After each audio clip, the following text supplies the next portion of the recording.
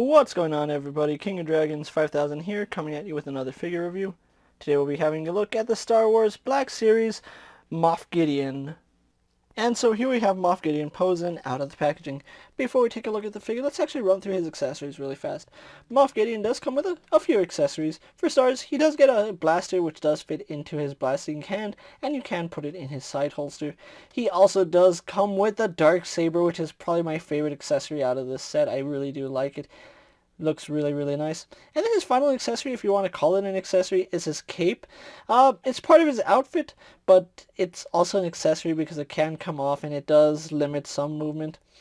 Looks good, but I wonder if it's possible to make this cloth just because of the way it sits. I don't know.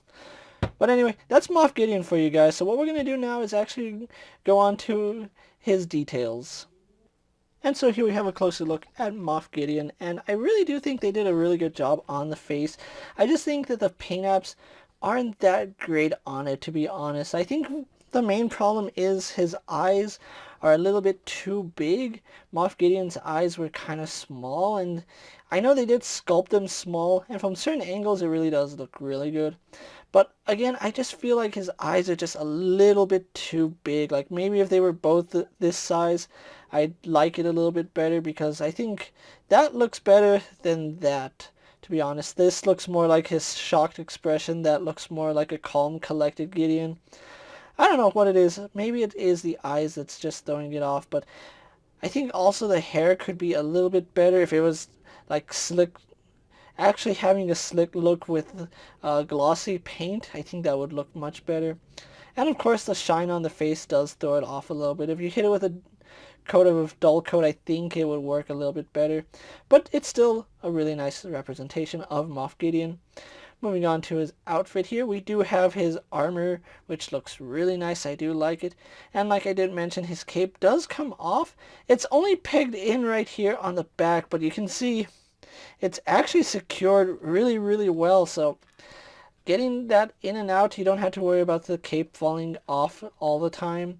It does make him a little bit back heavy, so do be aware that if you do have him with this, it will throw off his center of balance. But I really do like it. It's made out of this black plastic, and then they painted the interior red, which that does look really nice. I do like the texturing in it. The wrinkles do look good, so really happy about that.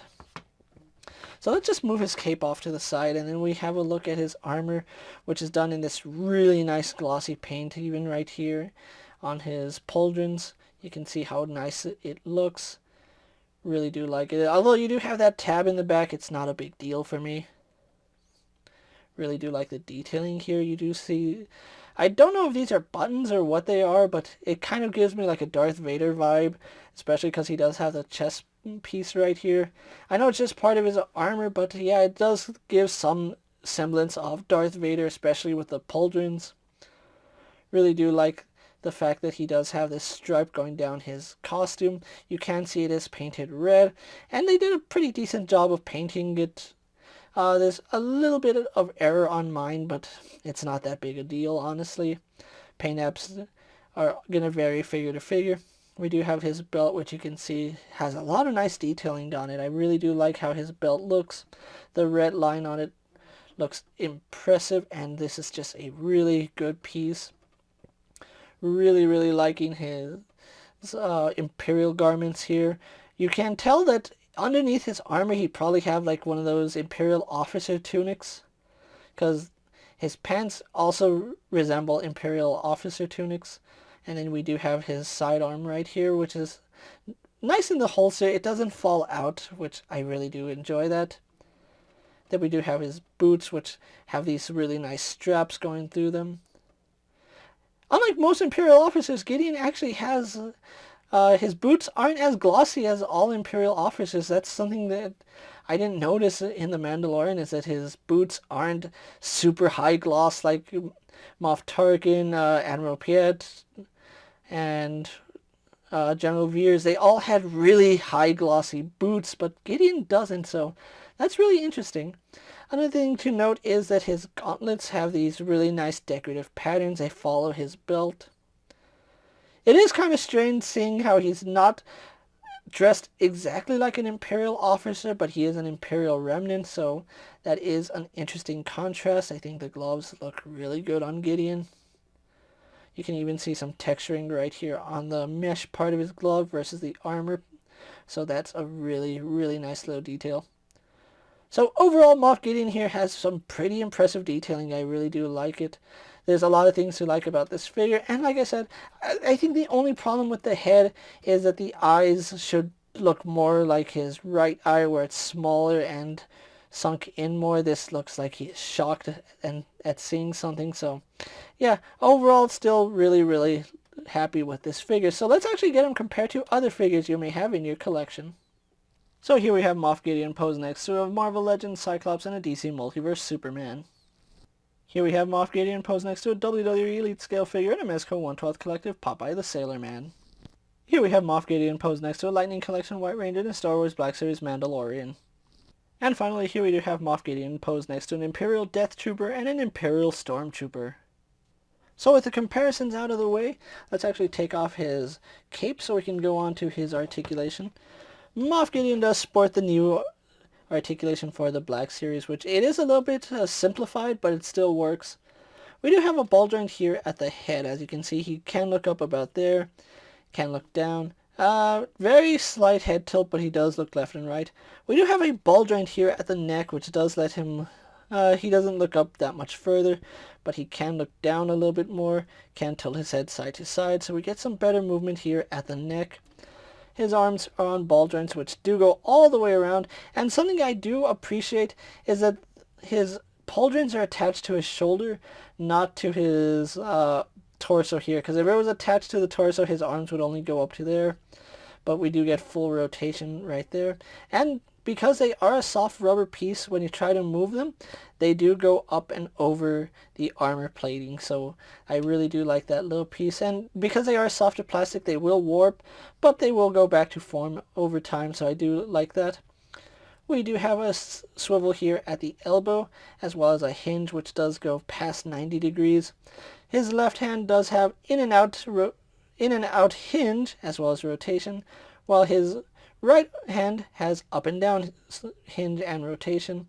We do have a ball joint here at the torso, which does work fine. Goes forward about there, goes back about there. We have some nice tilt. Swivel at the waist works no problem. Legs do kick forward to about there, kick back about there, do go out to the side, which is acceptable. You don't need Moff Gideon doing crazy karate poses. We do have a thigh swivel up high, single bend at the knee going only to 90 degrees, but we do have rotation there as well. We do have a hinge in the foot, which does go forward, does go back, and then we do have swivel, so really do like that. So overall, Moff Gideon here has some pretty good articulation, and I really do like it. The figure looks good, and the Darksaber is a really nice piece. So what we're going to do now is get him posed for my final thoughts, and then we'll wrap up this review. So here we have Moff Gideon posed for my final thoughts, and overall, really excited to have Moff Gideon here in my collection. Now, I know a lot of people are a little bit disappointed with his size, saying he's too short, but the actor really is a short guy, and he is properly in scale with other figures. I don't know why people are saying he's too short. He's actually the right height, so I do like that. This figure comes with a Darksaber, which is one accessory I think was a must-have for him. Really glad that he did come with it. Even though the cape is a hard coat and it does make him a little bit back-heavy, you can still get him posed in a lot of nice poses, so it's not too big of a hindrance. If I had one problem with this figure, it's mainly the face paint. It could have been a little bit better, but it's still a really good likeness to the actor, so I am happy about that. If you're a fan of The Mandalorian, you are going to need Moff Gideon in your collection because he is the main antagonist for Season 1 and Season 2, so having him in your collection is a must if you have been picking up all the Mandalorian figures. If you are looking for Moff Gideon, I did find him at Target, which was surprising seeing as how I haven't really seen too many new Star Wars figures at retail. I've mainly been getting them online. So seeing Moff Gideon on the shelves was a huge bonus for me, and I just had to pick him up. If you can find Moff Gideon at stores, he will run you $19.99. Getting him online for some reason is more expensive. Other places are charging $22.99 for him. So if you find him at retail, you will save some money. If not, you can always pre-order him from places like Amazon, Big Bad Toy Store, and other online retailers like that. With that being said, guys, I'm KingofDragons 5000. Don't forget to like this video, leave a comment, subscribe to my channel. Go check out all my other action figure reviews, as well as all my other Star Wars Black Series videos. Hopefully you find them informative. As always, if there's a figure you would like to see me review, let me know down in the comments, and if it fits in my collection, I'll definitely have a look at it. While you're at it, check out my Instagram account for new and exciting action figure photos, and as always, ring that bell to be notified every time I upload a video. Until next time, guys, I'll see you later. Take care, everyone.